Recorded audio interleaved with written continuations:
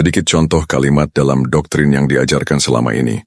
Mendapatkan siksa kubur, dibakar api neraka, disempitkan kuburnya hingga remuk tulang, dan konten doktrin lainnya. Semua itu menimbulkan persepsi dan imajinasi tersendiri bagi penerima doktrin tersebut. Seketika itu pula muncul rasa takut.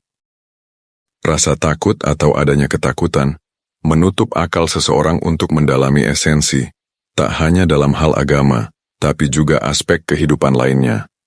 Kita selama ini hanya meyakini persepsi orang lain. Kenapa semua itu dikatakan persepsi? Karena belum pernah mengalami faktanya langsung.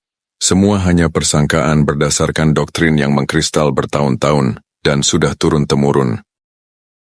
Dalam konteks doktrin api neraka dan siksa kubur, mereka yang mengajarkan doktrin tersebut masih dalam keadaan hidup. Lantas bagaimana bisa menceritakan siksa kubur dan api neraka itu, sementara mengalaminya langsung pun tidak?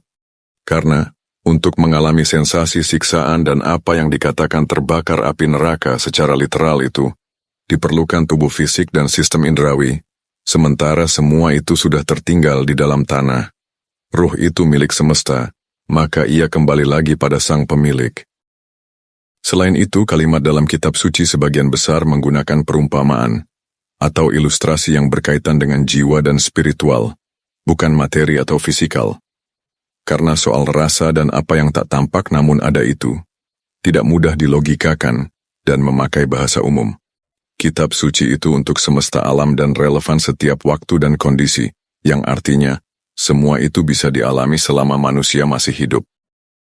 Maka, kata neraka, siksa kubur dan lainnya adalah ilustrasi atau kata yang mewakili dan berkaitan dengan pengalaman jiwa, serta pengalaman kenyataan seseorang selama masih hidup. Itulah mengapa kalau orang memahami esensi dari kitab suci akan berpengaruh bagi jiwanya ketika dibaca, mengerti dan diimplementasikan. Sadari saja sebagian kita selama ini patuh karena takut yang akhirnya melakukan sesuatu, sebatas menggugurkan kewajiban, bukan taat yang berlandaskan kesadaran yang bebas dari ketakutan.